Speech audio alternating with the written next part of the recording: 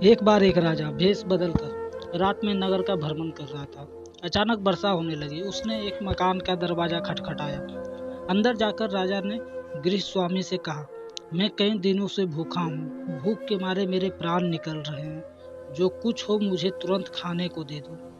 गृह स्वामी अपनी पत्नी व बच्चों को सहित 3 दिन से भूखा था। घर में अन्न का एक दाना तक न था। वह बड़े धर्म संकट में पड़ गया। उसे समझ में नहीं आ रहा था कि वह अपने भूखे अतिथि को कहाँ से भोजन कराए। तभी उसके मन में एक विचार आया।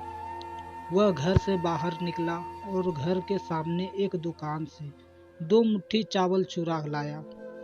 उस गृह स्वामी ने अपनी पत्नी से उन चावल को पकाकर उन्हें अतिथि को खिलाने के लिए कहा। अगले दिन दुकानदार ने राजा से पड़ोसी की शिकायत की और कहा कि उसने दुकान से चावल चुराए हैं। राजा ने तत्काल उस व्यक्ति को बुलवाया और चावलों की चोरी के बारे में पूछा।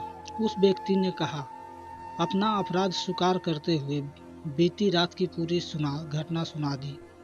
हाथ जोड़कर कहा, महाराज, मेरा स्वयं का परिवार 3 दिन से भूखा था। मैंने अपने लिए चोरी नहीं की और न ही कभी करता चाहे। प्राण निकल जाते, परंतु आधी रात में घर पर आए अतिथि को भूखा नहीं देख सकता था। राजा यह सुनकर बहुत दुखी हुआ। उसने बताया कि अतिथि वह स्वयं था। फिर उसने उस दुकानदार को बुलवाया और पूछा कि क्या उसने अपनी दुकान से पड़ोसी को रात में चावल चुराते हुए देखा था। दुकानदार ने कहा, हाँ। कहने पर राजा ने कहा, इस घटना के लिए प्रथम दोषी मैं स्वयं हूँ। दूसरा दोषी दुकानदार है, जिसमें रात में पड़ोसी को चावल चुराते देख लिया।